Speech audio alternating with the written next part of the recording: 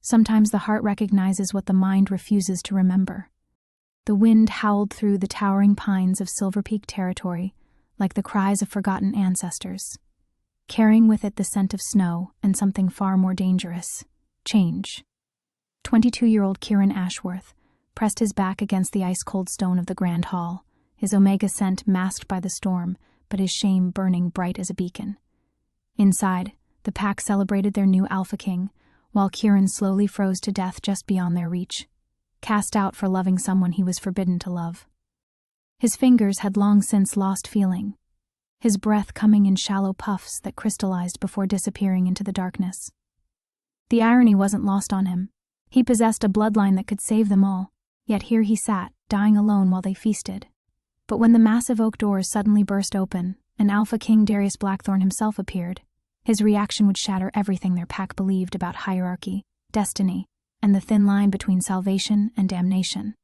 What happens when the most powerful alpha in generations discovers that his greatest weakness, and perhaps his greatest strength, lies in protecting the very omega his people have cast aside? Before we jump back in, tell us where you're tuning in from. And if this story touches you, make sure you're subscribed, because tomorrow I've saved something extra special for you. The coronation feast's warmth and laughter spilled out into the frigid night for one precious moment before the doors slammed shut again, leaving Kieran in deeper darkness than before. His eyelids felt heavy as lead, each blink slower than the last. Hypothermia was claiming him by degrees, and some distant part of his mind recognized the symptoms even as his body betrayed him. At least it won't hurt much longer. The thought should have frightened him, but instead brought an odd comfort. Better to fade away quietly than face another day of whispered accusations and sideways glances. Better this than watching Mikhail pretend they'd never shared anything at all. Kieran's head lolled against the stone wall, ice crystals forming in his dark hair. Through the tall windows above, he could see the golden glow of the celebration, chandeliers blazing, figures moving in elegant dances he'd once known by heart. Before everything changed, before that terrible night 3 months ago when Elder Thorn had caught him and Mikhail in the moonlit grove, their wolves running free together under stars that had seemed to bless their love. The memory sent phantom warmth through his chest, followed immediately by the sharp ache of loss.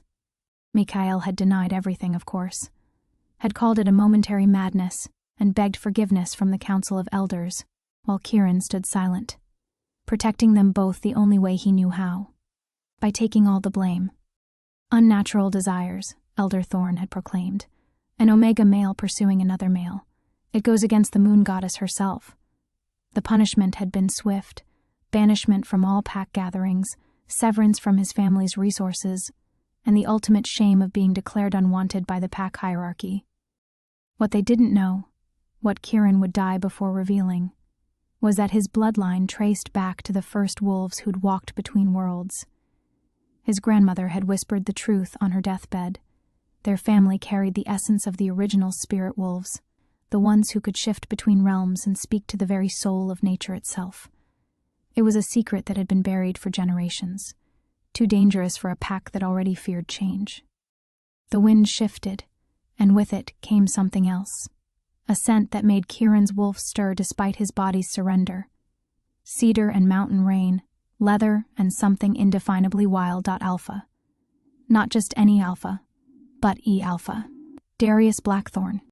Footsteps crunched in the snow, measured and deliberate. Kieran tried to lift his head, to maintain some dignity even now, but his muscles wouldn't obey.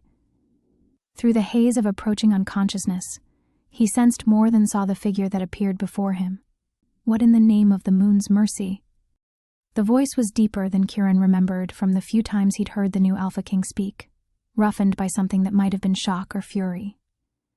Strong hands suddenly framed his face, and Kieran's eyes fluttered open to find himself staring into the most striking silver eyes he'd ever seen.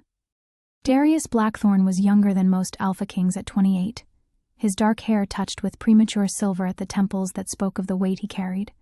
His face was all sharp angles and controlled power, but something flickered in those metallic eyes as they searched Kieran's features. Something that looked almost like recognition. "You're freezing," Darius said, and his voice carried an odd note of reverence that made no sense. "How long have you been out here?" Kieran tried to answer, but only managed a weak exhale. His lips had gone blue, his entire body shaking with violent tremors as his core temperature plummeted. Any other Alpha would have called for servants, perhaps offered basic aid out of duty. Instead, Darius Blackthorne stripped off his ceremonial cloak, heavy velvet lined with wolf fur, and wrapped it around Kieran's shoulders before gathering him against his chest. The Alpha King's body heat was like a furnace, and Kieran instinctively pressed closer, his wolf recognizing safety even when his human mind couldn't process what was happening. "I've got you," Darius murmured, his breath warm against Kieran's temple. "Moon's blood. You're barely breathing." The blasphemous curse should have shocked Kieran, but instead he found himself studying the Alpha's face.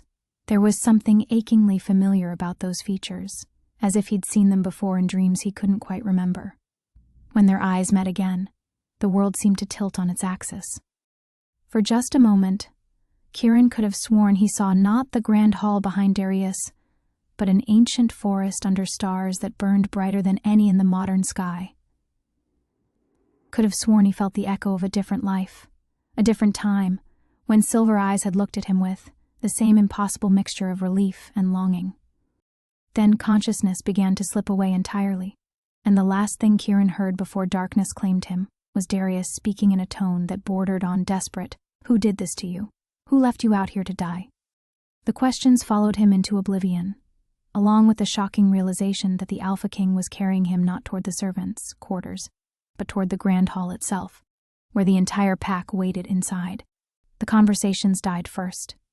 That was always how it happened when Kieran entered a room, the gradual cessation of voices spreading outward like ripples in a pond, until only the crackle of the great hearth and the soft whisper of silk against stone remained. But this time was different. This time, 300 of the pack's most powerful members fell silent all at once as their Alpha King strode through the massive oak doors with an Omega in his arms. Kieran drifted back to consciousness slowly, warmth seeping into his bones for the first time in hours. The scent of cedar and mountain rain still surrounded him, but now it was overlaid with wine, roasted meat, and the complex blend of emotions that could only come from a crowd of shocked werewolves. His eyes fluttered open to find himself cradled against Darius's chest, the Alpha King's ceremonial shirt damp with melted snow. The grand hall stretched before them like a gilded cavern, its vaulted ceiling lost in shadows while hundreds of candles cast dancing light across tapestries that depicted the pack's glorious history. History that Kieran had once thought he'd be part of, before he'd been erased from it. "Your Majesty." Elder Thorne's voice cut through the silence, sharp with barely contained outrage. "The coronation ceremony can wait," Darius said simply, and kept walking. Kieran caught glimpses of faces as they passed, some curious, others scandalized, many displaying the particular blend of pity and disgust he'd grown accustomed to over the past 3 months. There was Lady Meredith Ashworth, his own mother, her hand pressed to her throat as if she couldn't breathe. His father stood beside her, jaw clenched, looking anywhere but at his disgraced son. And there, near the raised dais where the ceremony should have continued, stood Mikhail Ravencrest in his formal dress uniform. Their eyes met for one devastating moment, and Kieran saw the flash of panic there before Mikhail deliberately turned away. The gesture was small, practiced, just another reminder of how thoroughly Kieran had been cut from the life he'd once known. This had been his world once, these gilded halls, these celebrations, the easy camaraderie of pack life. He'd grown up racing through these corridors with Mikhail and the other young wolves, had learned to dance in this very room under the patient instruction of his governess, had dreamed of finding his mate among these faces, of raising children who would play the same games and learn the same traditions. The life he was supposed to want stretched before him in vivid detail, a proper Omega match with a suitable Alpha, children to strengthen the bloodlines, quiet contentment within the boundaries his rank allowed. It was a good life, a safe life, the kind of life that wouldn't get him banished to freeze outside while his world celebrated without him. But even as warmth returned to his limbs, even as the fantasy beckoned with all its seductive security, Kieran felt that familiar restlessness stirring in his chest, the same longing that had driven him to the moonlit grove with Mikhail, that made him ache for something he couldn't name, something more than the careful, prescribed existence of a pack omega. Darius carried him to a settee near the great hearth, settling him against velvet cushions with surprising gentleness. The Alpha King's hands lingered for a moment longer than necessary, and when their eyes met, Kieran felt that strange recognition again, as if somewhere deep in his bones, his wolf knew this man. "Fetch Dr. Winters," Darius commanded, and several figures scattered to obey. He shrugged out of his formal jacket and draped it over Kieran's legs, the fabric still warm from his body heat. "Your Majesty," Kieran managed, his voice barely a whisper. Speaking felt like swallowing glass. "You shouldn't. I'm not." "Your pack," Darius said firmly, and the word sent a shock through the assembled crowd. "That makes you my responsibility." Elder Thorne stepped forward, his weathered face tight with disapproval. "Sire, perhaps it would be best if..." "If what?" The temperature in Darius's voice dropped several degrees.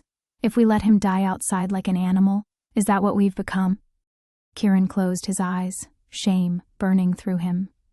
This was exactly what he'd hoped to avoid, becoming a spectacle, a problem for others to solve. He could feel the weight of hundreds of stares, could practically hear the thoughts racing through their minds. The disgraced Omega, the one with unnatural desires. What is our new king thinking? Dr. Winters arrived with his medical bag, efficiently checking Kieran's pulse and temperature, while murmuring reassurances. The pack physician had delivered Kieran into this world 22 years ago, had treated every childhood scrape and fever. Now his kind eyes held careful neutrality as he worked, neither condemning nor approving.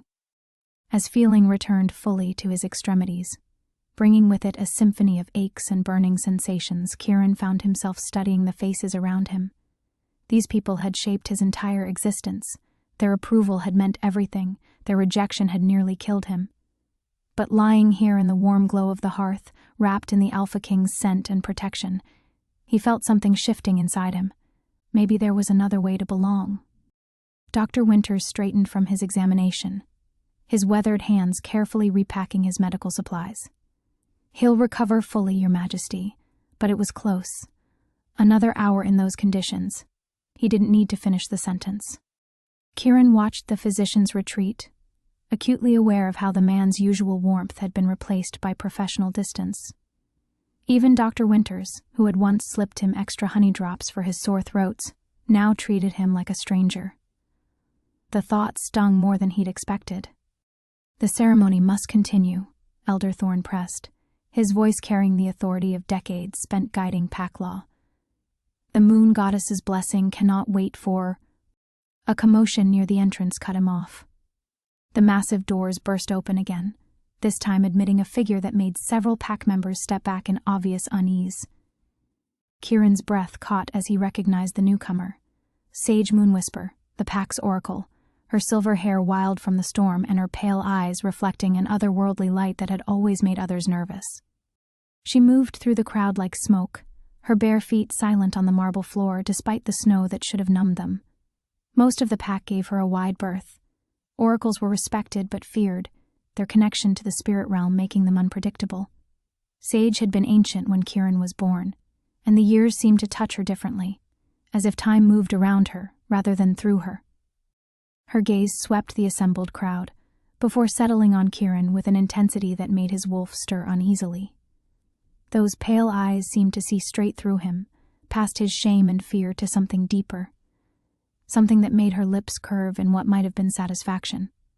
"The stars are singing tonight," she announced, her voice carrying despite its soft volume. "They speak of old debts and older promises, of bloodlines awakening and ancient bonds remembered." Kieran felt the blood drain from his face. The oracle's words echoed too closely to his grandmother's whispered secrets, to the heritage he'd sworn to protect. Around them, the crowd shifted nervously. Sage's prophecies were always cryptic, but they had an unfortunate habit of proving accurate.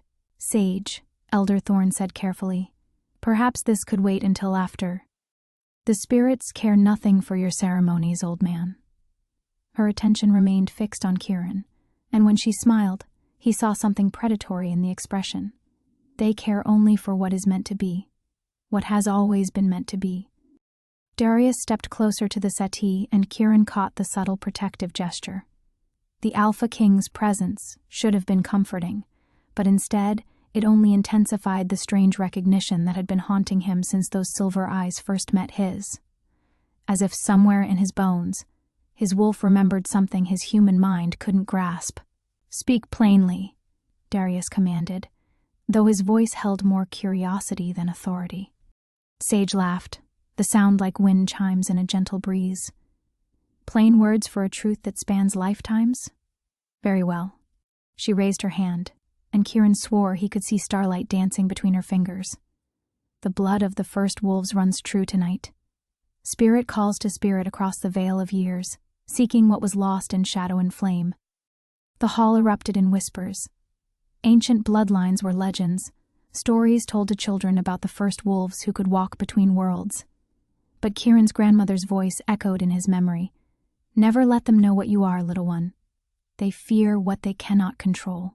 "Impossible," Elder Thorne scoffed. "The spirit wolves died out centuries ago." "Did they?" Sage's smile turned enigmatic. "Or did they simply learn to hide?" Her gaze shifted between Kieran and Darius, and her next words made Kieran's heart stop. "Two souls, bound across lifetimes. One carries the key to our salvation, the other the power to unlock it. Together, they might save us all. Apart," she shrugged, "the winter will be very long indeed." Kieran struggled to sit up straighter, his mind reeling. The Oracle couldn't know about his heritage. His grandmother had died taking that secret to her grave. But the knowing look in those ancient eyes suggested otherwise. More disturbing was how Sage's words seemed to resonate in his chest, in the space where his wolf lived. The creature had been unusually restless since Darius first touched him, pacing beneath his skin as if searching for something. Or someone. "What salvation?" Darius asked, his voice sharp. "What winter?" Before Sage could answer, a new voice cut through the tension. "Enough of this madness." Mikhail stepped forward, his dress uniform immaculate, his handsome face set in lines of righteous anger. "An oracle's riddles mean nothing. What matters is that our new king has brought shame into the moon goddess's sacred hall."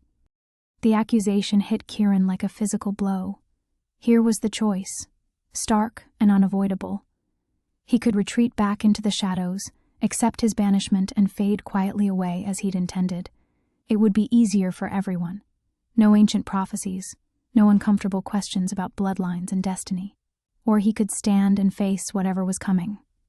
Kieran looked up at Darius, seeing something fierce and protective blazing in those silver eyes. Then at Sage, whose smile promised revelations that would change everything. The ordinary world was already gone. The question now was whether he had the courage to step into whatever came next. The weight of 300 stairs pressed down on Kieran, like stones in a burial shroud. Every instinct screamed at him to shrink back into the cushions, to make himself small and forgettable as he'd learned to do over the past 3 months.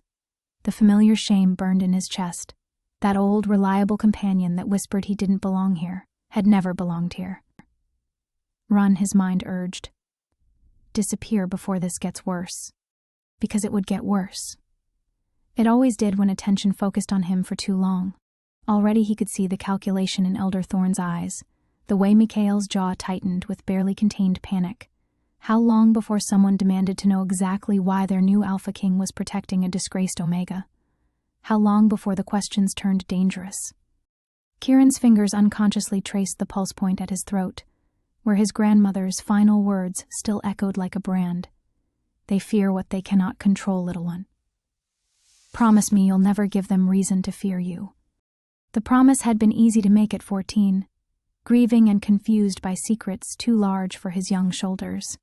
Even easier to keep as the years passed, and he'd learned to bury the restless energy that marked his bloodline, to ignore the way his wolf sometimes paced as if searching for something beyond the physical world. He'd convinced himself that a quiet life was what he wanted, that the strange dreams of silver eyes and ancient forests were just fantasies born of loneliness. But now, with Sage's knowing smile burning into him, and Darius's scent wrapped around him like armor, that carefully constructed lie was crumbling. The Oracle stepped closer, her bare feet silent on the marble. "The stars have been waiting so long," she murmured, just loud enough for Kieran to hear. Lifetimes of waiting for the blood to awaken, for the bond to remember itself. Bond. The word sent a tremor through Kieran's chest that had nothing to do with the cold. He could feel his wolf stirring again, pressing against his consciousness with an urgency that made his breath catch, as if the creature recognized something Kieran's human mind couldn't grasp. His gaze found Darius, and for a moment the noise of the hall faded away. Those silver eyes held the same recognition, the same confusion, as if the Alpha King was fighting the same inexplicable pull that had been haunting Kieran since their first touch. What if Sage was right? What if this connection went deeper than a chance encounter in the snow? The thought terrified him. Ancient bonds meant ancient responsibilities, prophecies and salvation, and the kind of destiny that destroyed ordinary lives. Kieran had spent years learning to want simple things: safety, acceptance, a place to belong without question. The kind of future where his greatest worry would be managing a household or raising children, not carrying the weight of his pack's survival. If he stood up now, if he acknowledged whatever this was between him and Darius, that quiet future would be gone forever. There would be no going back to the shadows, no pretending to be just another Omega with shameful secrets. The heritage he'd spent years suppressing would become impossible to hide. "They'll study you," the fearful part of his mind whispered. "Dissect your bloodline. Use your power for their own ends. You'll never be free." But even as the thought chilled him, another voice rose in response, stronger, wilder, touched with something that might have been his wolf's influence. "When were you ever free? When you were hiding in servants' quarters, ashamed of your own desires? When you were freezing outside because you believed their lies about what you deserve?" Kieran's hands trembled against the velvet cushions. Around them, the crowd was growing restless. Elder Thorne's disapproval radiated like heat from a forge, while Mikhail's panic was almost palpable. His parents stood frozen near the back wall, their faces carefully blank in the way that suggested they were pretending not to know him. The life he'd lost called to him with seductive familiarity. He could refuse Sage's implications, dismiss the oracle's words as the ravings of an old woman too long touched by spirits, could accept whatever minimal place the pack might offer him now that their Alpha King had intervened, perhaps a position in the kitchens, or tending the children of more fortunate wolves. It wouldn't be happiness, but it would be survival. Safe, predictable, empty. Darius moved closer, his presence warm and solid beside the settee. "The choice is yours," he said quietly, and somehow Kieran knew the Alpha King wasn't just talking about standing up. "Whatever you decide, I'll stand by it." The promise shouldn't have mattered. They barely knew each other. But something in those silver eyes spoke of certainty that went beyond rational explanation, as if Darius had been waiting for this moment as long as the stars Sage claimed were singing. Kieran closed his eyes, feeling the weight of destiny pressing against his carefully constructed walls. His wolf paced restlessly, no longer content to hide. The ordinary world was already gone, had been gone the moment Darius found him in the snow. The only question now was whether he had the courage to step into whatever came next, or whether fear would win again. Kieran opened his eyes and met Darius's gaze, seeing his own uncertainty reflected in those silver depths. The Alpha King waited with infinite patience, as if he understood that this moment would reshape everything that followed. Around them, the hall held its collective breath. Choose? The word echoed through Kieran's mind with the force of destiny itself. Not just whether to stand, but whether to step fully into whatever ancient current was pulling him forward. Whether to trust in connections that defied explanation, and prophecies that promised equal measures of salvation and destruction. His grandmother's warnings warred with Sage's knowing smile. Years of carefully buried instincts fought against the seductive promise of finally understanding why he'd never quite fit the mold others expected. The safe path stretched before him, lit by familiar shame and resignation. The unknown yawned like an abyss, dark with possibilities he couldn't begin to fathom. Kieran drew a shaking breath and placed his palms flat against the settee's arms. "Help me up," he whispered. The words fell into silence, like stones into still water, sending ripples through the assembled crowd. Darius's eyes flashed with something that might have been relief or recognition, and he offered his hand without hesitation. Their fingers interlocked, and that strange current passed between them again. Stronger now, as if Kieran's choice had somehow completed a circuit that had been waiting lifetimes to close. With Darius's strength to anchor him, Kieran pushed himself to his feet. His legs trembled from more than the lingering effects of cold, but he forced himself to stand straight, to meet the stares of his pack without flinching, even as his heart hammered against his ribs. "I'm done hiding," he said, his voice carrying further than he'd intended. The declaration rang through the hall like a bell, and he felt something fundamental shift inside him, a wall crumbling, a cage door swinging open. Elder Thorne stepped forward, his weathered face dark with disapproval. "This is highly irregular. The coronation ceremony has been disrupted enough. The ceremony can wait." Darius's voice cut through the elder's protests with quiet authority. "The moon goddess herself sent the storm tonight. Perhaps we should listen to what she's trying to tell us." Sage laughed, the sound bright as silver bells. The young king learns quickly, her pale eyes fixed on Kieran with unsettling intensity. The blood remembers at last. "Can you feel it stirring, little wolf? The legacy your grandmother died protecting?" Kieran's breath caught. The oracle's words confirmed his worst fear. She did know about his heritage, had perhaps always known, watching from the shadows as he struggled to suppress what his bloodline demanded. "How long have you—" "Since the night you were born beneath the dark moon." Sage moved closer, and Kieran caught the scent of winter wind and ancient forests clinging to her robes. "Your grandmother begged me to keep the secret, to let you choose ignorance if that was what you wanted. But the spirits grow restless. Our pack weakens while the old powers sleep." The crowd pressed closer, drawn by the promise of revelations. Kieran could see hunger in their faces now, not the simple contempt he'd grown used to, but something sharper. More dangerous, the kind of interest that devoured rather than dismissed. "What old powers?" Mikhail demanded, his voice strained. "What is she talking about, Kieran?" For a moment, Kieran wavered. He could still retreat, could claim ignorance, and let Sage's words be dismissed as an old woman's fantasies. It would be the smart choice, the safe choice, the kind of choice that had kept him alive but never truly living.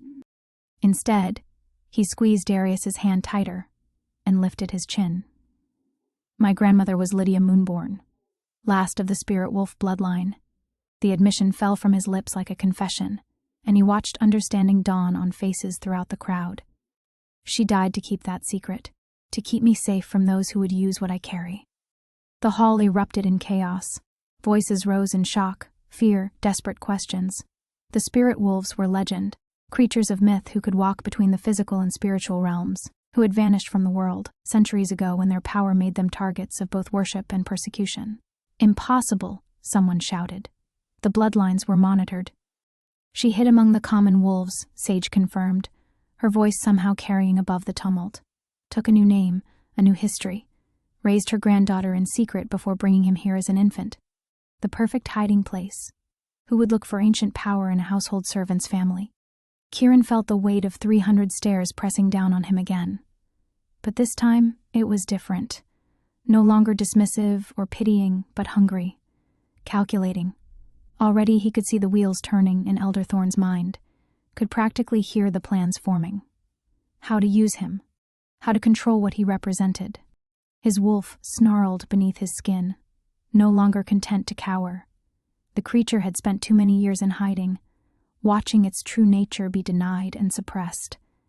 Now, with the truth finally spoken aloud, it pushed against Kieran's consciousness with fierce joy.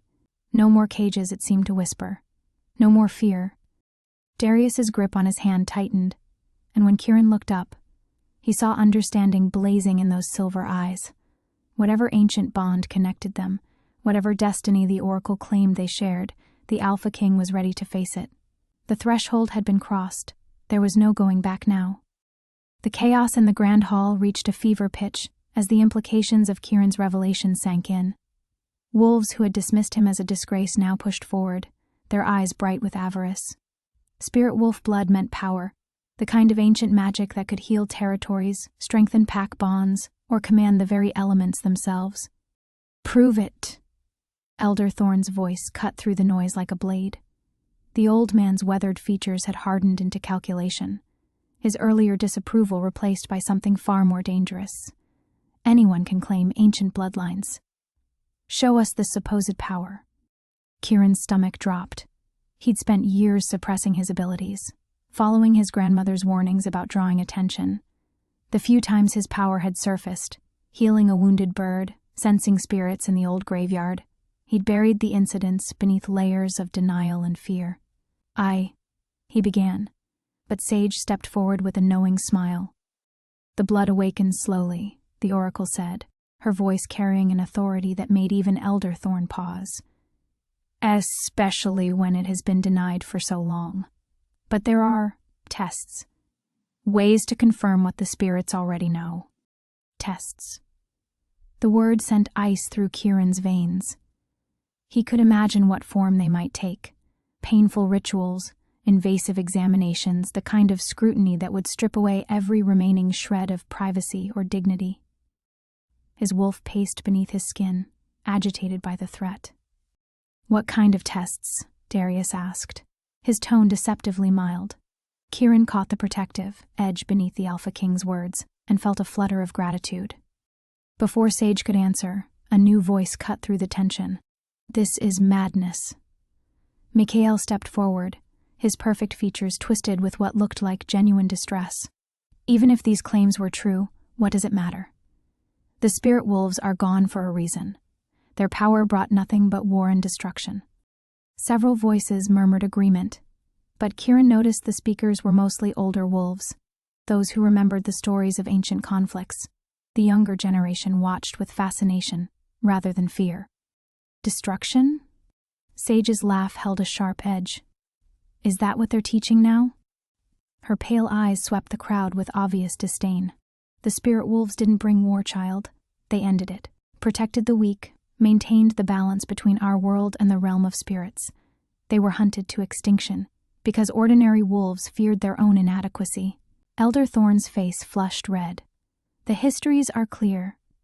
The histories are lies written by the victors, Sage snapped. But the spirits remember truth. And they grow desperate as our pack weakens, as the old ways die, and the young forget their heritage. Her gaze found Kieran again. The blood calls for awakening. The question is whether he'll answer willingly, or whether circumstances will force his hand. Kieran shivered at the implicit threat. Around them, he could sense the crowd dividing into factions. Those who saw opportunity, those who feared change, and those caught between curiosity and caution. The unity of the coronation celebration was fragmenting before his eyes.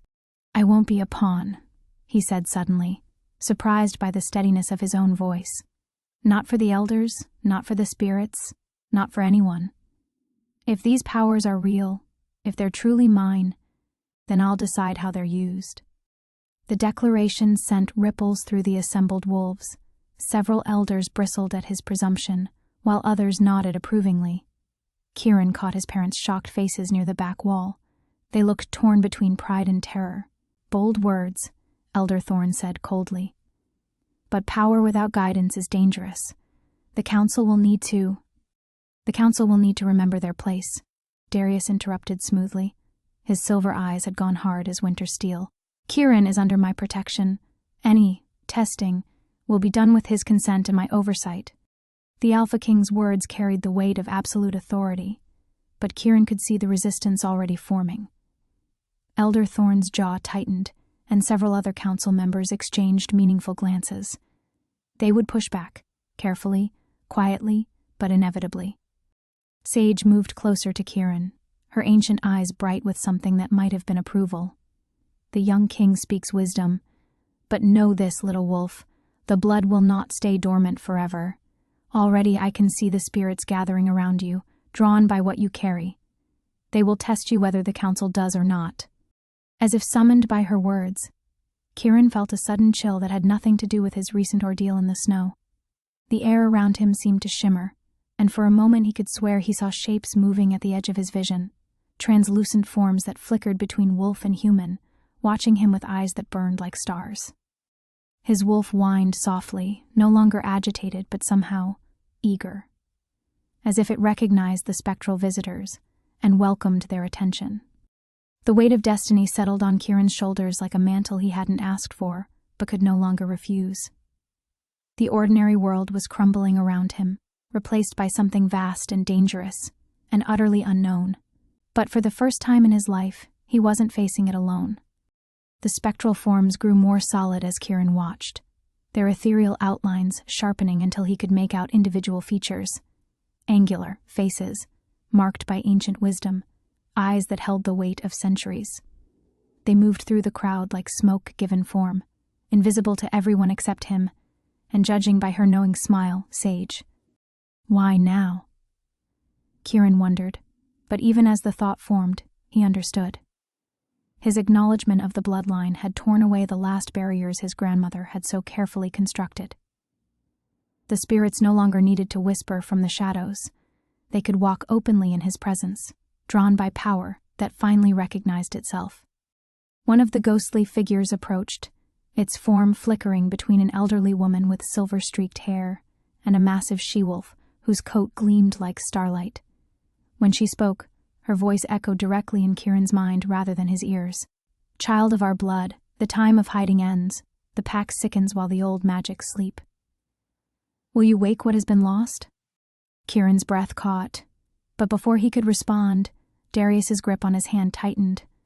The Alpha King's eyes had gone distant, unfocused, and Kieran realized with shock that he too could perceive the spirits. Their connection ran deeper than either had imagined. You see them, Kieran whispered. I see something. Darius's voice carried wonder and unease in equal measure. Shadows that feel more real than the people around us. How is that possible? Before Kieran could answer, Elder Thorne's voice cut through their private moment like a whip crack. Enough of this theatrical nonsense. If the boy truly carries spirit wolf blood, there are proper protocols. Ancient rituals designed to safely awaken dormant abilities. The spectral she-wolf's form solidified further, her lips pulling back to reveal teeth like crystalline daggers. The old fool speaks of rituals he doesn't understand, ceremonies corrupted by those who sought to bind rather than free. Sage nodded as if she could hear the spirit's words. The council's methods are flawed, she announced, her voice carrying to every corner of the hall, designed by wolves who feared what they could not control. True awakening cannot be forced. It must be chosen, embraced, welcomed home. And how exactly does one embrace such power? Mikhail demanded, stepping closer with obvious agitation. What if it consumes him? What if the stories about spirit wolves going mad with power are true? The question sent murmurs rippling through the crowd. Kieran felt their mood shifting again, fascination giving way to apprehension as the potential dangers became real. He could practically see the mental calculations, useful power versus unpredictable threat. The madness came from isolation. The spirit wolf explained, her mental voice tinged with ancient sadness. From being hunted, feared, forced to hide what made them whole. Your grandmother understood this, why she never tried to wake your gifts through pain. Understanding dawned like a cold sunrise. His grandmother's stories hadn't just been entertainment, they'd been instruction, teaching him that power without connection led to destruction, that strength used in service to others rather than dominion over them brought peace instead of corruption. There's another way, Kieran said suddenly, the words tumbling out before conscious thought could stop them. Not the council's rituals or forced awakening. My grandmother, she left instructions, stories that were really lessons. Elder Thorne's eyes narrowed. What kind of instructions? Kieran hesitated, aware that every word could shift the delicate balance of power in the room. Around him, he could sense the various factions solidifying. Those who wanted to use him, those who wanted to contain him, and those few who might actually want to help him. I need time, he said finally, to study what she left me, to understand what these powers really mean before I risk awakening something I can't control. Time we may not have, Sage warned. Already the spirits grow restless.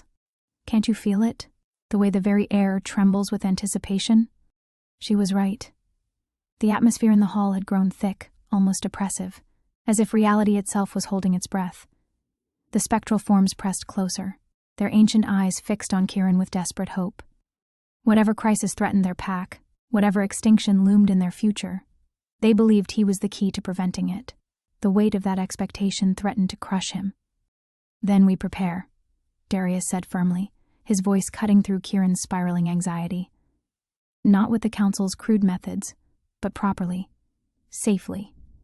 His silver gaze swept the assembled wolves with unmistakable authority. "I'm calling a formal conclave. 3 days from now, we'll reconvene to discuss how best to proceed." Elder Thorne's face flushed with indignation. "You cannot simply postpone." "I can, and I will." The Alpha King's words rang with absolute finality. This matter affects the entire pack's future. It deserves more consideration than a hasty decision made in the heat of revelation. As the crowd began to disperse, grumbling but unable to openly defy their ruler, Kieran felt the spirit's presence withdraw slightly. Not gone, but watching, waiting. 3 days to prepare for a challenge that could reshape everything. 3 days to decide who he truly wanted to become. The ordeal begins. The 3 days passed like a fever dream. Kieran had expected time to study his grandmother's hidden journals, to carefully prepare for whatever awakening awaited him. Instead, he found himself thrust into a whirlwind of political maneuvering that left his head spinning and his nerves frayed to breaking point. The formal conclave had been moved up by a full day when scouts brought word that neighboring packs were already mobilizing, drawn by rumors of spirit wolf blood surfacing in Silverpeak Territory. What should have been a careful private discussion became an urgent war council as the reality of their situation crystallized with brutal clarity. Now, standing in the center of the Grand Hall once again, Kieran faced not just his own packmates, but delegations from 3 rival territories, wolves whose eyes held the cold calculation of predators scenting weakness. The Ironwood Pack's representatives sat rigid with barely contained aggression, while the Shadowmere wolves watched him with the patient hunger of scavengers, waiting for a carcass to stop moving. "The bloodline verification must be public," declared Alpha Marcus of Ironwood, his voice carrying across the hall like a challenge. "Too much depends on these claims for us to accept anything less than absolute proof." Kieran's wolf snarled beneath his skin, recognizing the threat in the foreign Alpha's tone. Around him, the spectral forms had returned in greater numbers, dozens of ancient spirits pressing close, their ethereal faces twisted with desperate urgency. Their presence made the air thick and electric, reality bending under the weight of their collective will. "Show them," the silver she-wolf urged, her mental voice more insistent than before. "Let them see what they seek to claim or control. Let them understand the price of their ambition. The verification will be conducted by neutral parties," Elder Thorne announced, gesturing toward a group of robed figures Kieran didn't recognize. Oracles from the High Temple, skilled in the ancient arts of bloodline reading. Kieran's blood turned to ice water. These weren't the crude rituals he'd feared. These were the real thing. Sacred ceremonies that would strip away every barrier between his human consciousness and the wild power sleeping in his veins. There would be no controlling what emerged, no gentle awakening guided by his grandmother's wisdom. This would be trial by fire, witnessed by enemies who would use any sign of weakness to justify invasion. "Go," Kieran said, his voice barely above a whisper, but carrying clearly in the tense silence. "I won't be a spectacle for your entertainment." Alpha Marcus smiled, the expression holding no warmth. "Then you admit the claims are false? That this is all an elaborate deception to—" "I admit nothing to you," Kieran snapped, surprising himself with the steel in his voice. "My bloodline is not subject to your approval or verification." The foreign Alpha's eyes flashed gold, a clear challenge. Around the hall, tensions ratcheted higher as pack loyalties divided along new lines. Kieran could sense his own wolves caught between pride in his defiance and terror of the consequences. Darius moved to stand beside him, the Alpha King's presence a wall of protection against the hostile stares. "The verification will proceed as originally planned," he said quietly, "with our own oracle conducting the ritual, and our own methods ensuring Kieran's safety." "Unacceptable," the Shadowmere representative hissed. "We've come too far to accept anything less than—" Her words cut off abruptly as the temperature in the hall plummeted. Kieran gasped as power surged through him unbidden. Not his own, but something vast and ancient flowing through the spiritual connections that bound him to the ghostly watchers. The very air began to shimmer with otherworldly energy. Enough. The collective voice of the spirits thundered through his mind, so loud it drove him to his knees.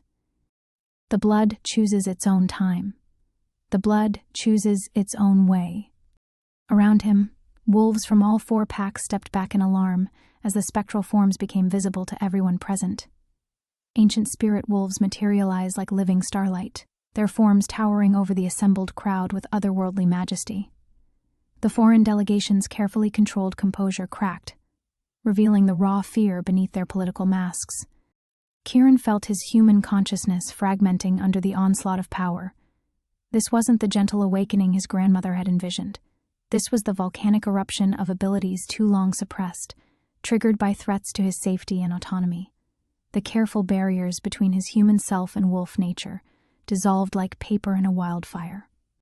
Through the chaos of his transformation, he heard Darius shouting his name, felt strong hands trying to anchor him to the physical world, but the current was too strong, pulling him deeper into a realm where thought became reality and will shaped the very fabric of existence. His greatest fear wasn't the power itself. It was losing control of it completely, becoming a weapon in someone else's hands, or a monster driven by instinct rather than choice. As consciousness slipped away, his last coherent thought was a desperate prayer that something of his humanity would survive whatever emerged from this crucible. The ordeal had begun, and there was no turning back. The dark moment.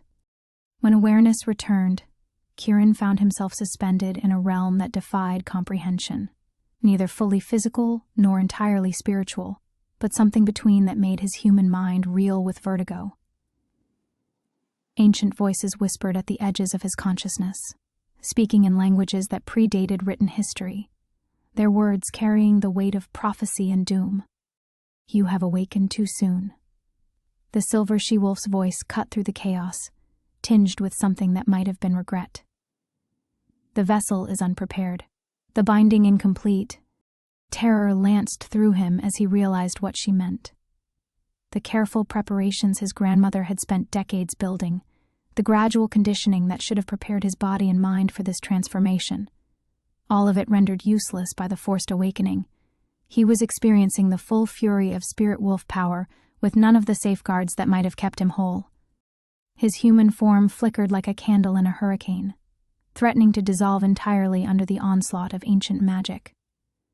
Through the chaos, he caught fragmentary glimpses of the physical world, Darius screaming his name, the foreign alphas backing away in obvious terror, his own packmates torn between awe and horror as his body convulsed on the grand hall floor. "Fight it," he told himself desperately. "Don't let it consume you completely." But the power had its own momentum now, fed by centuries of suppression and the desperate hunger of spirits who saw him as their last hope for resurrection. It poured through him like molten starlight, rewriting the very foundations of his being. His wolf nature, always carefully controlled, erupted into dominance with savage joy. The worst part was how right it felt. Despite the agony of transformation, despite the terror of losing himself, some deep part of his soul sang with recognition. This was what he was meant to be. Not the quiet, careful Omega who hid in shadows, but something primal and magnificent, and utterly beyond normal comprehension. That recognition terrified him more than the pain. "Let go," whispered another spirit voice, seductive as honey and twice as dangerous. "Stop fighting what you are. Embrace the power. Show them all what it means to challenge a child of the ancient blood." Through the spiritual chaos, he could sense the foreign alphas' thoughts, their calculations shifting from conquest to survival, as they witnessed power that dwarfed their own petty territorial ambitions. Fear radiated from them in waves, and some twisted part of him enjoyed it. After a lifetime of being dismissed, marginalized, treated as lesser, finally they understood what they had tried to claim. The temptation to give in, to let the ancient power flow unchecked, and teach these would-be predators the true meaning of dominance, nearly overwhelmed him. It would be so easy, so satisfying, and it would destroy everything his grandmother had died trying to protect. "No," he gasped, both mentally and physically. Through tremendous effort, he managed to claw back enough control to open his eyes, to see the devastation his awakening had wrought. The grand hall looked like a battlefield. Chunks of stone had been torn from the walls by invisible forces, the very architecture warping under the pressure of otherworldly energies. Several wolves lay unconscious, overwhelmed by proximity to power their minds couldn't process. The foreign delegations huddled near the exits, their earlier arrogance replaced by naked terror. But it was Darius who broke his heart. The Alpha King knelt beside his convulsing form, blood streaming from his nose and ears, evidence of the psychic backlash from trying to maintain their connection through the transformation. Silver eyes, usually so controlled, blazed with desperate determination as he fought to anchor Kieran to humanity. "He's dying because of you." The realization hit like a physical blow. The connection is killing him. "Let go," Kieran managed to whisper through cracked lips. "Darius, let go of me." "Never," the Alpha King snarled, his grip tightening despite the obvious pain it caused him. "I won't lose you to this." "Fight it, Kieran. Come back to me." The spirit's whispers grew more urgent, more demanding. They had waited too long for this awakening to accept failure now. Already he could feel his carefully constructed sense of self beginning to fragment under their collective will. His memories of human life, his parents, his friends, his quiet dreams of simple happiness, all of it seemed increasingly distant and unimportant compared to the vast tapestry of ancient purpose the spirits were weaving around him. This is how they lost themselves. Understanding crashed over him with horrible clarity. This is how the original spirit wolves became monsters. Not through evil, but through losing connection to everything that made them more than their power. The choice crystallized with brutal simplicity: embrace the transformation completely and lose himself forever, or fight it and risk destroying everyone he loved in the psychic backlash. Either path led to destruction. Either choice meant losing everything that mattered. As the ancient voices grew louder and his human consciousness began its final retreat into darkness, Kieran realized with devastating certainty that some battles couldn't be won, only survived. The darkness closed in, and with it, the terrible knowledge that he might never find his way back. The revelation. In the space between heartbeats, between consciousness and void, Kieran found himself standing in a place that existed outside time itself. The grand hall was gone. The screaming voices, the ancient spirits, even Darius's desperate grip, all of it had vanished, replaced by a vast library that stretched beyond the horizon. Crystalline shelves rose impossibly high, filled with books that glowed with their own inner light. The air hummed with concentrated knowledge, and every breath he took seemed to fill his lungs with understanding itself. "Finally," said a familiar voice, warm with affection and tinged with relief. Kieran spun around to find his grandmother sitting in a comfortable chair beside a fireplace that burned with silver flames. She looked exactly as she had in his childhood memories. Kind eyes behind wire-rimmed glasses, silver hair braided with small charms, hands weathered by decades of careful work. But there was something more now, an otherworldly luminescence that marked her as no longer quite human. "Grandmother?" His voice cracked like a child's. "But you're dead." "Yes, but not gone." She smiled, rising to embrace him with arms that felt solid and warm despite the impossibility of it all. "Oh, my dear boy, you've been so brave, carrying this burden alone, but you were never meant to face this transformation without guidance." The terrible weight of the spirit's voices had lifted, replaced by a peace so profound it made him weak with relief. For the first time since his awakening began, he could think clearly, could remember who he was beneath the crushing pressure of ancient power. "I'm losing myself," he whispered against her shoulder. "The spirits, they want me to become something I'm not. And if I fight them..." "If you fight them, you'll destroy everything you love," she finished gently. "Yes, I know. It's the same choice that faced every spirit wolf who came before you. The same impossible decision that drove most of them to madness." She pulled back to study his face, her expression grave. But you have something they didn't, Kieran. Something I spent 20 years preparing for you, though I prayed you'd never need it. With a gesture, she indicated the vast library surrounding them. Do you know what this place is? Kieran shook his head, though something about the crystalline shelves tugged at his memory. It's the archive of choices, his grandmother explained. Every decision, every path, every possible future that has ever existed for the spirit wolf bloodline. I built it, piece by piece, during my own transformation 70 years ago. When the power tried to consume me, I chose to preserve not just my memories, but the memories of everyone who came before. Understanding dawned like sunrise. The spirits that are driving me mad, they're not separate entities. They're previous spirit wolves who lost themselves to the power, yes. But also their victims, their families, everyone whose lives were destroyed by the cycle of transformation and madness. All of them trapped in an endless loop of rage and desperation. She led him to a shelf filled with books that pulsed with familiar energy. Your power doesn't come from them, Kieran. It comes from choice. The choice to break the cycle instead of perpetuating it. I don't understand. How can I break what's been happening for centuries? His grandmother opened one of the glowing books, revealing pages that showed moving images like living photographs. Kieran gasped as he saw himself, but not as he was, as he could become. In one image, he stood transformed into a creature of terrible beauty and power, his eyes empty of all humanity, as he laid waste to packs that had dared to challenge him.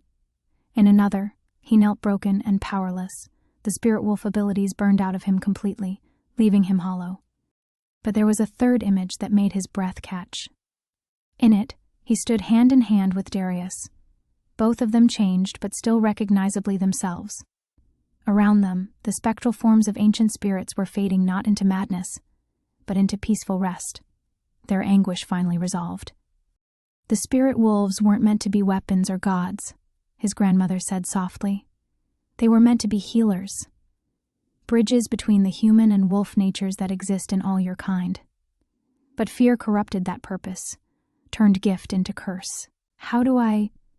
You stop fighting the power and you stop surrendering to it. Instead, you choose what it becomes. She closed the book and pressed it into his hands. This contains every lesson I couldn't teach you, every safeguard I couldn't build into your awakening. But more than that, it contains proof that another way is possible. The weight of the book felt like holding condensed starlight, heavy with potential. What about Darius? The connection is killing him. The connection exists because your souls recognized each other across lifetimes, his grandmother said with a knowing smile. He's not dying from the psychic backlash, my dear boy. He's awakening. The Alpha Kings of Silverpeak have always carried dormant spirit wolf blood. How else do you think they could rule a pack that included my line? Revelation crashed over him with stunning force. The pull he'd felt toward Darius, the impossible ease of their connection, the way the Alpha King had been able to anchor him during the worst of the transformation. None of it had been accident. We're meant to do this together, Kieran breathed. You were always meant to do this together, she confirmed. Now go back, my dear one. And remember, the power serves you, not the other way around. The library began to fade, but her final words followed him back toward consciousness. Choose love over fear, healing over dominance, and the future over the past. The spirits have been waiting centuries for someone strong enough to set them free. As the crystalline shelves dissolved into silver light, Kieran felt the weight of infinite possibility settling into his bones. The ancient voices were still there, but transformed, no longer demanding, but asking, pleading for the mercy he finally understood how to give. The darkness released its hold, and Kieran opened his eyes to find himself back in the grand hall, power flowing through him like liquid starlight. But this time, he was in control. The first thing Kieran noticed was the silence. Where before the grand hall had been filled with screaming voices and the chaotic energy of uncontrolled transformation, now there was only the sound of labored breathing and the distant whisper of wind through damaged stone. The ancient spirits still pressed at the edges of his consciousness, but their desperate fury had transformed into something else entirely. Hope mixed with desperate longing for the peace they'd been denied for centuries. Darius was still kneeling beside him, silver eyes wide with shock, as he stared down at Kieran's transformed features. Blood had dried on his lips and chin, evidence of the psychic trauma he'd endured, but the connection between them now hummed with balanced energy, rather than the destructive feedback that had nearly killed them both. "Kieran?" The Alpha King's voice was barely a whisper, rough with exhaustion and wonder. Is it really you?" "It's me," Kieran confirmed, slowly pushing himself upright. The movement sent ripples of silver light across his skin, but the power obeyed his will now instead of threatening to tear him apart. Different, but still me. Around them, the grand hall bore the scars of his chaotic awakening. Chunks of ancient stonework lay scattered across the floor, and several of the massive support beams showed stress fractures that would need immediate attention. But it was the people who drew Kieran's focus. His own packmates pressed against the walls, torn between terror and awe, while the foreign delegations huddled near the exits in obvious preparation for flight. The sight of their fear sparked something unexpected in his chest. Not the cruel satisfaction the spirits had whispered about, but a deep sadness for how completely they misunderstood what he'd become. "I'm not going to hurt anyone," he said, his voice carrying clearly through the damaged hall despite its gentle tone. The silver light emanating from his skin pulsed in rhythm with his heartbeat, but the energy felt warm rather than threatening. "The transformation is complete. The danger has passed." Alpha Marcus of Shadowmere stepped forward cautiously, his earlier arrogance replaced by wary respect. "What exactly are you now, Omega?" Kieran almost smiled at the outdated designation. The old pack hierarchies seemed like children's games compared to the vast tapestry of purpose his grandmother had revealed. "I'm what I've always been, just more myself than before." The cryptic answer clearly frustrated the foreign Alpha, but before Marcus could respond, Elder Thorn pushed through the crowd. The ancient wolf's scarred face was pale with something that might have been recognition or terror. "The prophecies," Thorn breathed, his rheumy eyes fixed on the slowly fading spirit wolves that still flickered at the edges of perception. The old stories about healers who could speak with the dead. "I thought they were myths."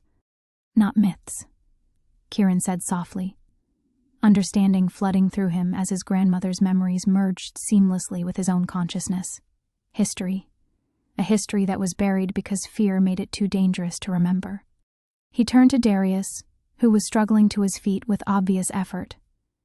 The psychic strain of anchoring Kieran through the transformation had left the Alpha King visibly drained, but there was something else, a subtle luminescence beginning to manifest around his hands, evidence of his own dormant abilities starting to stir.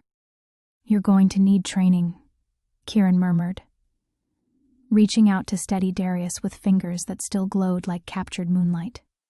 "The awakening process will be gentler for you, since the worst of the spiritual chaos has passed, but—" "Training can wait," Darius interrupted, his grip tightening on Kieran's hand. "Right now we have more immediate concerns." He was right.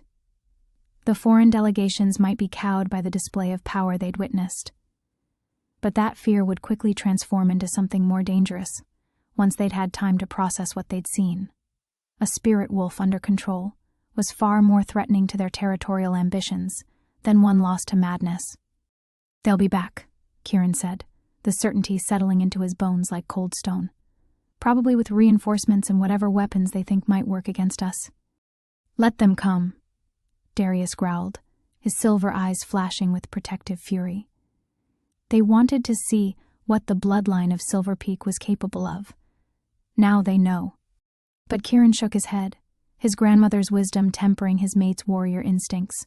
"Force will only prove their fears justified. We need a different approach, one that shows them what we're truly capable of when we choose healing over dominance." He looked around the damaged hall, then at the injured wolves still struggling to recover from proximity to uncontrolled spirit energy. The path forward crystallized with perfect clarity. "Help me gather the wounded," he said quietly, power already beginning to flow through his hands in patterns his grandmother had spent decades perfecting. It's time to show them what spirit wolves were actually meant to do. As Darius moved to support him, and their packmates slowly emerged from their defensive positions, Kieran felt the ancient voices finally begin to quiet.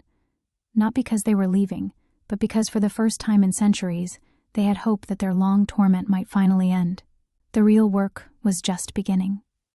The first injured wolf they reached was Beta Collins, who had been standing too close to Kieran during the worst of the transformation. The older wolf lay unconscious near the dais, his breathing shallow and erratic, silver burns marking his arms where the uncontrolled spirit energy had made contact with his skin. Kieran knelt beside him, acutely aware of every eye in the hall tracking his movements. The foreign delegations hadn't fled yet, fear and fascination warring in their expressions as they watched him work. Good. Let them see what spirit wolves could truly accomplish when they chose creation over destruction. The energy overload disrupted his nervous system, Kieran murmured, his enhanced senses reading the damage with startling clarity. But it's repairable. He placed his hands over the silver burns, calling on knowledge that felt both ancient and intimately familiar. His grandmother's memories guided him as power flowed through his palms, not the chaotic force that had torn through the hall earlier, but something warm and precisely controlled. The damaged tissue began to knit itself back together, cell by cell, while the disrupted neural pathways slowly realigned. A collective intake of breath rippled through the watching crowd as Collins's breathing steadied, and the burns faded to unmarked skin.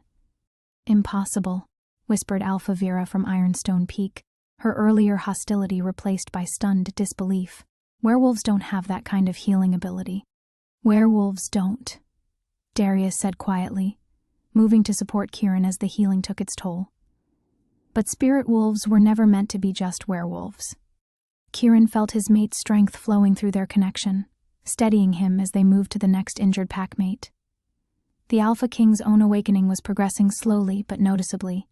Each time their skin made contact, Kieran could sense the dormant power stirring deeper in Darius's bloodline, responding to proximity and need.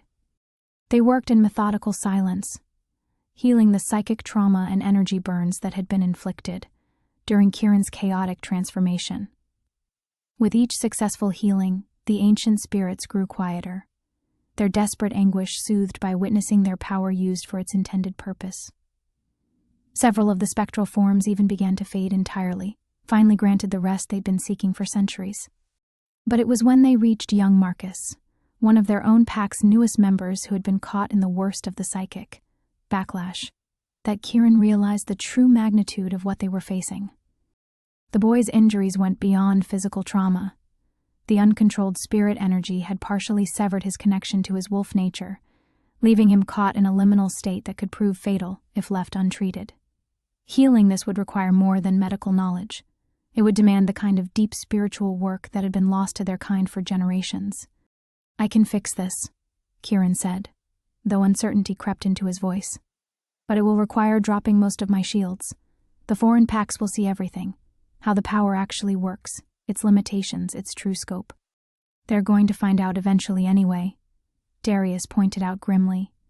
"Better they understand what we're capable of now, while we still have some element of control over the situation." Kieran met his mate's silver gaze, seeing his own resolve reflected there. The Alpha King was right. The time for hiding was over. Their enemies already knew spirit wolves still existed. Now they needed to understand exactly what that meant. Drawing on his grandmother's deepest memories, Kieran let his shields fall completely. Silver light blazed around him as he made contact with the injured boy's fractured spirit, carefully coaxing the severed connections back into alignment. The healing required him to briefly merge his consciousness with the ancient pack bonds that connected every wolf in Silverpeak, bonds that suddenly flared to brilliant life under his touch, revealing the true network of power that held their territory together. Several packmates gasped as they felt their wolf natures strengthen and clarify in response to his work. Even Elder Thorn straightened with obvious surprise as decades of accumulated spiritual fatigue simply dissolved. But it was the foreign delegation's reactions that concerned Kieran most. He could feel their shock transforming into cold calculation as they witnessed the scope of his abilities. Alpha Marcus of Shadowmere was already backing toward the exit, his expression promising swift reports to whatever allies awaited his return. When the healing was complete, and young Marcus was breathing easily, Kieran slowly rose to face the assembled crowd. The decision crystallized in his mind with devastating clarity. "You came here to determine whether Silverpeak posed a threat to your territories," he said, his voice carrying clearly through the damaged hall. "Now you have your answer." Alphavira's hand moved instinctively toward the silver blade at her hip, a weapon that would be useless against him now, though the gesture itself spoke volumes about her intentions. "This isn't over, Spirit Wolf," she said coldly. "The other packs won't tolerate this kind of power existing unchecked." "Then we'll be ready for them," Darius replied, stepping forward to stand beside Kieran. Silver energy was beginning to manifest around the Alpha King's hands as his own transformation accelerated. As the foreign delegations finally made their exit, Kieran felt the weight of inevitability settling over them like a shroud.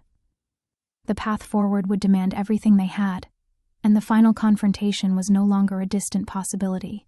It was a certainty. The aftermath of the foreign delegation's departure left the Grand Hall eerily quiet, but Kieran could feel the storm gathering beyond Silverpeak's borders, like a physical weight pressing against his enhanced senses. Through the ancient pack bonds now blazing with renewed strength, he felt his packmates' mixture of awe and terror, their questions and fears rippling through the spiritual network that connected them all. "How long do we have?" Darius asked quietly, his silver-touched hands still glowing with newly awakened power. Kieran closed his eyes, extending his consciousness beyond their territory's boundaries. The ability came as naturally as breathing now, his grandmother's memories guiding him through techniques that had been lost for generations. What he found made his blood run cold. 3 days, he said, opening his eyes to meet his mate's grim expression. Maybe less. Alpha Marcus is already mobilizing Shadowmere's warriors, and I can sense messengers riding hard toward the eastern territories. They're not just calling for reinforcements, they're spreading word of what they witnessed here. Elder Thorn stepped forward, his ancient face etched with lines of worry and something that might have been guilt. "The old alliances," he said hoarsely, "the ones forged in fear of spirit wolf power centuries ago, if they're being activated, we could be facing a coalition of every major pack in the northern territories," Darius finished grimly. "Hundreds of warriors, all convinced we pose an existential threat to their way of life." Kieran felt the ancient spirits stirring restlessly in response to the mounting tension, their hard-won peace threatened by the prospect of renewed violence. But beneath their whispered urgings for him to strike first, to use his power to eliminate the threat before it could fully materialize, he heard his grandmother's voice, echoing with crystalline clarity, "Choose love over fear, healing over dominance." "They're right to be afraid," he said slowly, the truth settling into his bones with uncomfortable weight. "Not of what I might do to them, but of what I represent. Change, the end of the hierarchies and traditions that have given their lives meaning for generations." Through the pack bonds, he could feel his own people's growing anxiety. They looked to him now as their protector, their salvation, but the burden of that expectation felt crushing. How could he possibly shield them from the storm that was coming without becoming the very monster their enemies expected him to be? "The prophecies," Elder Thorn said suddenly, his roomy eyes brightening with desperate hope. "Your grandmother spoke of them before she died. The convergence of bloodlines, the choice between salvation and destruction. This is it, isn't it? The moment everything has been building toward?" Kieran nodded grimly, feeling the weight of destiny pressing down like a physical force. "The final test, not just of my power, but of what I choose to do with it." He looked around the damaged hall, at the faces of packmates who had watched him transform from outcast Omega to something beyond their understanding. "Everything I've learned, every lesson from the spirits and from grandmother's memories, it all comes down to the next few days." Darius moved closer, their connection humming with shared determination, despite the fear Kieran could sense beneath his mate's calm exterior. "What do you need from us?" The question sparked something deep in Kieran's chest. Not the violent power the ancient spirits had once offered, but something infinitely more precious. Trust, love, the absolute certainty that he didn't face this trial alone. "Training," he said, his voice growing stronger as the plan began to crystallize. "For you, for our strongest fighters, for anyone whose bloodline carries even a trace of the old power. If we're going to face this coalition without becoming the monsters they expect us to be, we need to awaken every dormant gift in our territory." He turned to address the assembled pack, his words carrying clearly through the sudden, breathless silence. "In 3 days, armies will march on Silverpeak, convinced they're saving the world from a terrible threat. We could meet them with violence, prove their fears justified, and win through sheer destructive force." The silver light around him pulsed with barely contained power, making his meaning unmistakably clear. "Or," he continued, his voice dropping to barely above a whisper, "we could show them something they've never seen before. A spirit wolf who chooses creation over destruction. A pack that fights not with claws and fury, but with healing and hope." The ancient voices in his mind fell completely silent, waiting. Even the spirits seemed to hold their breath as he made his choice. "We're going to save them," Kieran said, the words ringing with absolute conviction. "All of them. Even the ones coming to destroy us. Because that's what spirit wolves were always meant to do, heal the wounds that fear and hatred have carved into our people's souls." As murmurs of shock and determination rippled through the crowd, Kieran felt the final pieces of his transformation clicking into place. The ultimate test wasn't about power or survival. It was about proving that love could triumph over centuries of fear. The first enemy scouts appeared at dawn on the 3rd day, their dark forms barely visible against the snow-laden ridgelines surrounding Silverpeak's territory. Kieran sensed them long before they came into visual range, their hostile intent burning like acid through the spiritual network he'd spent the past 3 days expanding and strengthening. 17 advanced scouts, he murmured to Darius, who stood beside him on the fortress walls. "The main force is still hours away, but they're larger than we anticipated. I count at least 4 separate pack contingents, maybe more." His mate's silver-touched hands gripped the stone battlements, newly awakened power flickering beneath his skin in response to the mounting tension. The intensive training had accelerated Darius's transformation beyond all expectations, but controlling the volatile energy still required enormous concentration. "How many total?" Darius asked, his voice carefully controlled. Kieran closed his eyes, extending his consciousness toward the approaching army. What he found made his heart sink. Over 300 warriors. They've united half the northern territories under a single banner, something that hasn't happened in living memory. Through the ancient pack bonds, he felt the fear rippling through their own forces. Despite 3 days of intensive awakening work, Silverpeak could field perhaps 50 fighters, many of them newly awakened to abilities they barely understood. The mathematical reality was inescapable. They were vastly outnumbered by enemies who saw their very existence as an abomination requiring elimination. But numbers weren't everything. The 30 packmates Kieran had successfully awakened blazed like stars in his consciousness, their dormant spiritual gifts finally freed after generations of suppression. Elena's natural empathy had evolved into the ability to sense emotional resonance across vast distances. Beta Collins had discovered he could strengthen pack bonds with a touch, amplifying the natural unity that held werewolf communities together. Even young Marcus, still recovering from his injuries, had manifested the rare gift of spiritual sight, the ability to perceive the true nature of supernatural entities. "They're terrified," Kieran said suddenly, his enhanced senses reading the emotional undercurrents flowing through the approaching army. "Absolutely terrified. This isn't conquest or territorial expansion. This is a desperate attempt to destroy something they don't understand before it can destroy them." The realization struck him like a physical blow. These weren't monsters marching on Silverpeak, but scared wolves acting from the same fundamental need for survival that had driven his own people to hide their true nature for centuries. Fear had poisoned them all, creating an endless cycle of mistrust and violence that served no one. "Positions!" Darius called to their assembled forces as the enemy scouts began their retreat to report back to the main army. "Remember, we hold the walls until Kieran gives the signal." But Kieran barely heard his mate's words. The ancient spirits were growing agitated again, their whispered urgings growing more insistent as the threat approached. "Strike first," they urged. "Use your power to scatter them before they can coordinate their attack. Show them the price of challenging a spirit wolf's territory." The temptation was overwhelming. He could feel the vast reservoir of destructive potential at his disposal, enough raw power to turn the approaching army to ash before they ever reached Silverpeak's gates. It would be quick, decisive, and final.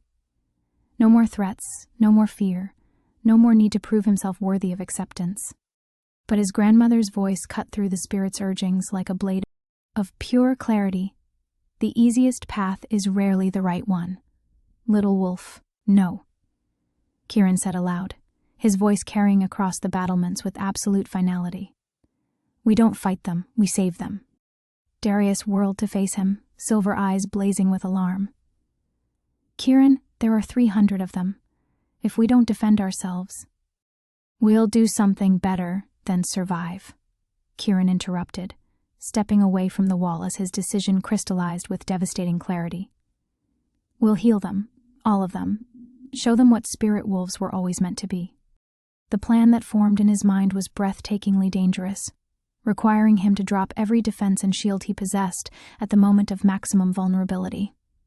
He would need to open himself completely to the spiritual network connecting all werewolves, not just those in Silverpeak, and use that connection to address the fundamental wound that had been festering in their species for generations.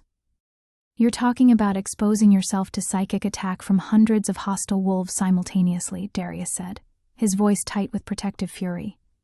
The feedback alone could destroy your mind. Then anchor me, Kieran replied simply, reaching out to take his mate's hands. Like you did during the transformation. Keep me grounded while I do what needs to be done. Through their bond, he felt Darius's terror warring with absolute trust.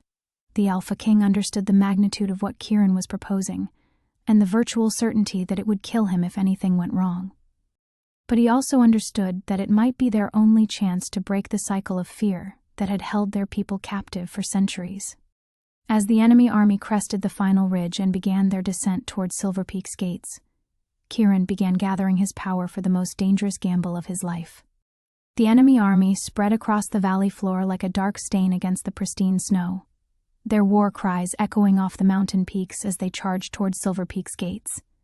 Kieran stood motionless at the center of the courtyard, his eyes closed in deep concentration as silver light began to build around him with increasing intensity. Every instinct screamed at him to defend himself as the first arrows whistled through the air, but he forced himself to remain vulnerable, open, trusting Darius to shield his physical form while he prepared for the most dangerous working of his life. Now, he whispered, and let every barrier fall at once. The psychic impact hit him like a physical blow as 300 hostile minds crashed against his consciousness simultaneously. Waves of fury, terror, and bloodlust threatened to drown his sense of self entirely, but Darius's steadying presence through their bond kept him anchored to his purpose. He could feel his mate's power wrapping around him like armor, deflecting the worst of the mental assault while allowing Kieran to maintain the absolute vulnerability required for what came next. You're insane, the ancient spirits whispered urgently as enemy warriors began scaling the walls. Defend yourself. Strike them down before they destroy everything. But Kieran pushed deeper into the network of connections that bound all werewolves together, the spiritual threads that had been twisted by fear and tradition into chains of hierarchy and hatred. He could see it all now, the fundamental wound that had been carved into their species' collective soul generations ago, when the first spirit wolves had been hunted to near extinction by their own kind. The attacking wolves weren't evil. They were infected, poisoned by a spiritual sickness that made them see differences as threats, power as dominance, change as destruction.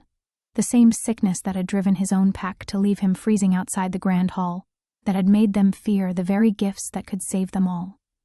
I can heal this, Kieran breathed, silver light now blazing around him with such intensity that the air itself seemed to sing. But I'll have to give up the barriers, all of them.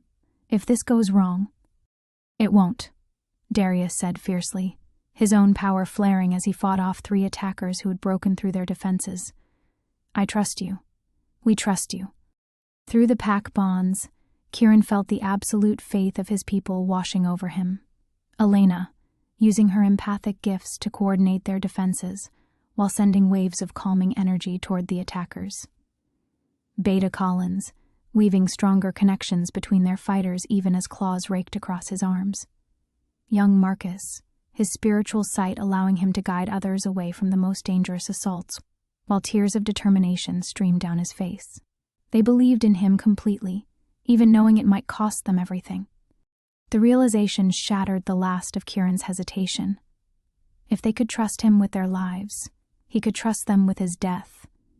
He opened himself fully to the spiritual network, dropping not just his shields, but the fundamental barriers that separated his consciousness from the collective soul of all werewolves. The feedback was immediately agonizing, hundreds of minds recoiling from his presence like touching a burning brand, but he forced himself to remain open, vulnerable, offering healing instead of demanding submission. "This is what you fear," he projected into the network, letting them see through his memories to understand what a spirit wolf truly was. Not a destroyer or conqueror, but a healer whose power came from love rather than dominance. "This is what we lost when fear taught us to hurt each other." The attacking army faltered as his projected memories crashed through their consciousness. They saw his grandmother's teachings, felt the gentle strength that came from choosing creation over destruction, experienced the profound peace of spiritual bonds untainted by hierarchy or hatred. Some of them actually dropped their weapons, confusion and wonder replacing the manufactured rage that had driven them here. But others fought back harder, their fear of change overriding everything else. Kieran felt his consciousness fragmenting under the assault, pieces of his identity scattering like leaves in a hurricane. The temptation to defend himself, to use his power as a weapon instead of a gift, became almost overwhelming. "Hold on," Darius whispered through their bond, his love burning like a star in the chaos. "I've got you." The words gave Kieran the strength to take the final, irrevocable step. Instead of trying to force healing on those who rejected it, he made himself a willing conduit for their pain. Every wound carved by fear, every trauma inflicted by tradition, every moment of suffering caused by the spiritual sickness, he drew it all into himself, accepting their darkness so they could remember what light felt like. The cost was immediate and devastating. Kieran felt his own spirit beginning to fracture under the weight of collective anguish, his sense of self dissolving as he became a repository for centuries of accumulated pain. But in that moment of ultimate sacrifice, something miraculous happened. The network itself began to heal, ancient connections reforming as the poison was finally drawn out and neutralized. Across the battlefield, weapons fell from nerveless fingers as attacking wolves remembered what it felt like to see their enemies as kin, rather than threats. As consciousness faded from Kieran's eyes, his last coherent thought was profound gratitude that love had proven stronger than fear. The resolution. Silence fell across the battlefield like a benediction. Where moments before the air had rung with war cries and clashing steel, now only the whisper of wind through snow-laden pines broke the profound quiet. 300 warriors stood frozen in various poses of attack, their weapons hanging forgotten in nerveless grips as they stared at one another with expressions of dawning horror and confusion. Darius caught Kieran's collapsing form before he could hit the stone courtyard, his mate's body frighteningly cold and still in his arms. For a terrifying heartbeat, he couldn't detect any sign of life. No pulse, no breath, no flicker of consciousness through their bond. The silver light that had blazed around Kieran like a star had winked out entirely, leaving only the pale, motionless shell of the man who had just saved them all. "No," Darius whispered, pressing his ear to Kieran's chest as panic clawed at his throat. "You don't get to sacrifice yourself and leave me alone. Not after everything we've been through." A faint flutter beneath his palm made him sob with relief. Kieran's heart was beating, barely perceptible but steady, and the slightest warmth of breath ghosted across Darius's fingers when he held them beneath his mate's nose. Alive, but at what cost? Through their bond, Darius could sense a vast emptiness where Kieran's vibrant consciousness had once blazed, as if the essential core of who he was had been scattered to the winds. Around them, the aftermath of Kieran's impossible working continued to unfold. Enemy warriors were lowering their weapons with shaking hands, their faces wet with tears as they truly saw their supposed enemies for the first time. The spiritual poison that had driven them here, the festering wound of fear and hatred that had infected their entire species, had been drawn out and neutralized by Kieran's willing sacrifice. "What have we done?" The voice belonged to a grizzled alpha from the northern reaches, his weathered features twisted with anguish as he stared at the bloodstains on his claws. Great spirits, what have we done? Others were echoing the sentiment, their manufactured rage crumbling as they remembered what it felt like to see fellow werewolves as family rather than threats. Some had fallen to their knees in the snow, overwhelmed by the magnitude of what they had almost accomplished.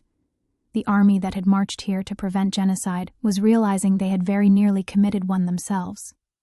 Elena reached Darius's side first, her empathic gifts allowing her to sense the chaos of emotions swirling through the battlefield. "The bonds," she whispered in wonder, her eyes wide with amazement. "I can feel them healing. All of them. The connections between every pack, every bloodline. They're reforming exactly as they were meant to be." Beta Collins stumbled over, his own injuries forgotten, as he witnessed the impossible transformation taking place around them. Through his enhanced ability to perceive pack bonds, he could see the spiritual network Kieran had described, but instead of the twisted, hierarchical chains that had bound their people for generations, he saw something that took his breath away. "It's beautiful," he breathed, watching threads of silver light dance between every werewolf present, connecting them not through dominance and submission, but through genuine kinship. "This is what we lost. This is what we were always supposed to be." Young Marcus approached more cautiously, his spiritual sight revealing truths that others couldn't perceive. "He's not gone," he said suddenly, his voice cracking with exhaustion but bright with hope. "Kieran, his consciousness, it's not destroyed. It's just distributed, spread through the entire network while it stabilizes." Darius felt his knees give out with relief, clutching Kieran's still form more tightly against his chest. "How long?" he demanded. "How long before he comes back?" Marcus closed his eyes, extending his newfound abilities to their limits, as he traced the delicate process of healing taking place on a spiritual level. "Hours, maybe days. The network has to fully reform before it can release him. But he will come back. I can see the path home."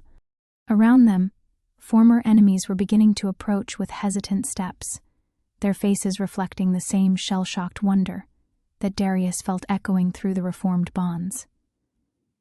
An elderly she-wolf from the Eastern Territories was the first to speak, her voice hoarse with tears. "We came here to destroy a monster," she said, her words carrying clearly across the suddenly peaceful battlefield. "But the only monsters here were us. What that young wolf did, taking our pain into himself so we could heal. I've never felt anything so pure." Others were nodding, their earlier bloodlust transformed into something approaching reverence. The spiritual network that now connected them all carried more than just healing. It carried understanding. They could feel what Kieran had felt, see what he had seen, understand the true nature of the gift they had tried so desperately to destroy. As Darius held his unconscious mate and watched 300 former enemies lay down their weapons in peaceful surrender, he marveled at the magnitude of what love had accomplished, where force would have only bred more violence. The immediate crisis was over. Now came the far more complex task of rebuilding a world based on healing rather than fear, the return. 3 days passed in a state of suspended breath. Darius had not left Kieran's side since carrying his unconscious mate to their chambers, maintaining a vigil that bordered on obsessive. He spoke constantly to the still form, sharing pack reports, reading aloud from Kieran's grandmother's journals, anything to maintain a connection that might guide his mate home through the vast spiritual network he'd become lost within. The changes around them were profound and undeniable. Where once Silverpeak's halls had echoed with rigid hierarchy and whispered fears, now they hummed with genuine cooperation. Former enemies worked alongside pack members to tend the wounded, their movements guided by the reformed bonds that made deception or betrayal feel impossible. The elderly she-wolf from the Eastern Territories had appointed herself guardian of Kieran's door, turning away any who might disturb his healing with fierce protective instincts. "The network is stabilizing faster than expected," Marcus reported on the third evening, his spiritual sight tracking the delicate process with growing confidence. "I can see him gathering himself back together, like streams converging into a river." Darius felt the truth of it through their bond, a familiar warmth beginning to kindle where emptiness had reigned. But when Kieran's eyes finally fluttered open just after dawn on the 4th day, the man who looked back at him was fundamentally changed. "Hello," Kieran whispered, his voice carrying harmonics that seemed to resonate from multiple sources at once. I can feel everything. It was true. Through their mate bond, Darius could sense the vast expansion of Kieran's consciousness. Where before his awareness had been limited to Silverpeak's pack bonds, now it stretched across continents, encompassing every werewolf touched by the healing network. The experience should have been overwhelming, but Kieran moved through it with serene confidence, as if he'd been born to carry such responsibility. Are you still you? Darius asked, needing to understand what they'd gained and lost in those terrible moments of sacrifice.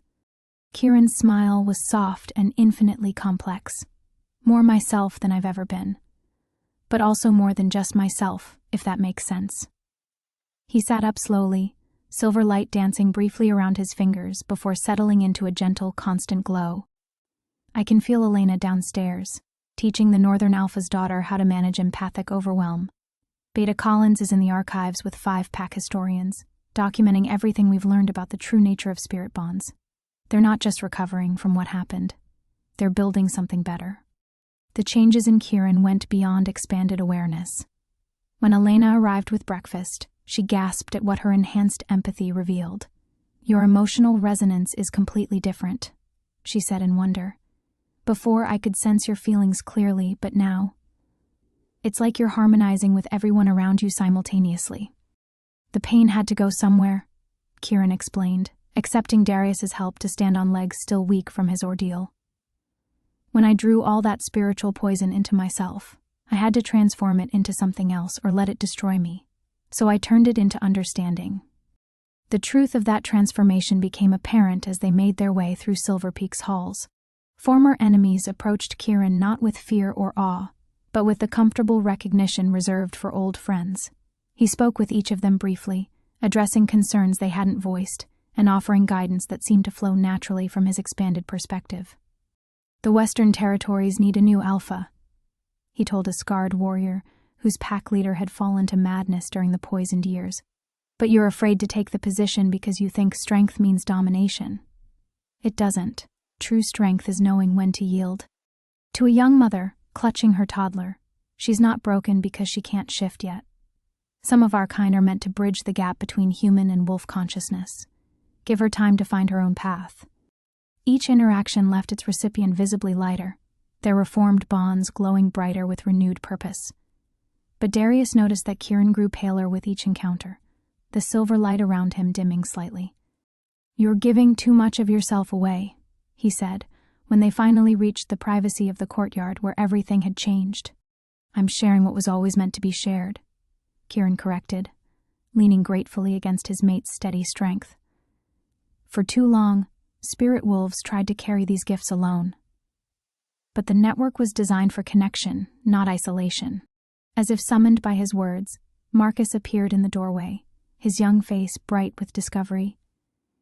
I've been tracking the changes across the territorial bonds, he announced excitedly.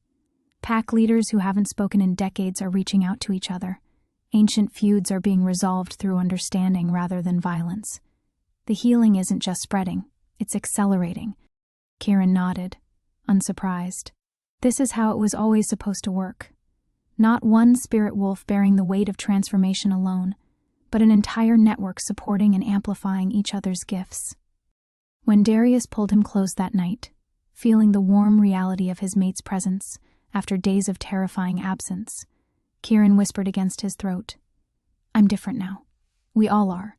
The question is whether you can love who I've become. Darius's answer came without hesitation. I fell in love with your heart, not your limitations. If anything, I love you more. Outside their window, 300 former enemies settled in for another night of peaceful cooperation, their dreams now filled with possibility instead of fear. The new beginning. 6 months later, Kieran stood at the same window where he had once watched his world crumble, marveling at how thoroughly everything had changed. The courtyard below bustled with activity that would have been unthinkable during his childhood. Wolves, from a dozen different territories working together to expand Silverpeak's archives, their cooperation so natural it seemed impossible that they had ever been enemies. The delegation from the southern reaches arrives today, Darius murmured against his neck, arms encircling Kieran from behind in a gesture that had become as essential as breathing. 3 more packs wanting to formally join the network. Kieran leaned back into his mate's warmth, feeling the steady pulse of contentment that flowed between them through bonds stronger than ever. "They're not joining something new," he said softly. "They're remembering what they always were." It was true. Through the spiritual network that now connected hundreds of packs across the continent, Kieran could feel the ripple effects of their transformations spreading like waves across still water. Ancient bloodlines were rediscovering gifts they had forgotten. Isolated packs were reaching out to rebuild connections severed by generations of fear, and young wolves everywhere were growing up with an understanding of their true nature that had been lost for centuries. "Sometimes I still can't believe it worked," Elena said, appearing in their doorway with the comfortable familiarity of chosen family. Her empathic abilities had grown exponentially since the healing, allowing her to serve as a bridge between packs struggling to rebuild trust. "Yesterday I helped mediate a territorial dispute that would have meant war just a year ago. They resolved it in 3 hours through honest communication. The transformation hadn't been without challenges. Some packs had resisted the changes, clinging to old hierarchies and familiar hatreds, even as the spiritual poison that had fed those divisions was purged from their bonds. But those holdouts found themselves increasingly isolated as the majority embraced the healing network, and even the most stubborn eventually chose connection over continued suffering. "Beta Collins wants to know if you'll speak with the archivists," Elena continued, settling into the chair that had become permanently stationed by their window for such conversations. "They've uncovered records suggesting there were once dozens of spirit wolves, not just scattered individuals. They think you might be able to help locate others." Kieran nodded, unsurprised. Through his expanded awareness, he had sensed flickering presences across vast distances. Wolves carrying dormant gifts that were beginning to awaken as the network strengthened. The bloodlines were never truly lost, just suppressed. As more packs join the healing bonds, more spirit wolves will remember what they were meant to be. The thought brought both joy and trepidation. While Kieran was grateful to no longer bear the weight of transformation alone, he worried about young spirit wolves awakening to their gifts without proper guidance. His grandmother's journals could only teach so much. True mastery required mentorship that had been absent for generations. "You're doing that thing again," Darius observed with gentle amusement, "where you try to solve every problem personally. Remember what you told me about the network being designed for connection?" Kieran laughed, recognizing his own words being used against his protective instincts. "Point taken. Though I reserve the right to worry about spirit wolves who might freeze to death outside ceremonial halls." "Never again," Darius said fiercely, his arms tightening protectively. "No wolf will ever be abandoned for being different. That much I can promise." They had formalized that promise in Silverpeak's new laws, which had become a template adopted by packs throughout the network. Discrimination based on designation was forbidden, forced matings were outlawed, and every wolf's gifts, however unusual, were to be celebrated rather than feared. The changes weren't merely political. The reformed bonds made cruelty feel impossible for those connected to the network. "Marcus is back from the Eastern Territories," Elena reported, reading from a message crystal that had arrived that morning. 5 more young wolves showing signs of spiritual awakening. He's bringing them here for training. The makeshift academy they had established in Silverpeak's expanded halls was becoming a beacon for gifted wolves from across the continent. Young empaths, bond weavers, spiritual seers, and others with unusual abilities gathered to learn from each other in an environment of acceptance and encouragement. Marcus had proven particularly gifted at identifying and nurturing emerging talents, his own abilities continuing to grow as he helped others discover theirs. "I never imagined we'd see changes this profound in our lifetime," Kieran mused, watching a group of mixed-pack youngsters play in the courtyard below. Their games ignored territorial boundaries that had once meant everything, their bonds forming naturally across traditional divisions. "We didn't just witness change," Darius corrected, turning Kieran in his arms to meet his eyes. "We chose it. Every day, in every decision to trust instead of fear, to heal instead of hurt." The truth of that settled warm in Kieran's chest. The network might have provided the mechanism for transformation, but the real power had come from individual choices repeated countless times, wolves deciding that love was worth the risk of vulnerability. As evening painted the mountains in shades of gold and crimson, Kieran felt profound gratitude wash through him.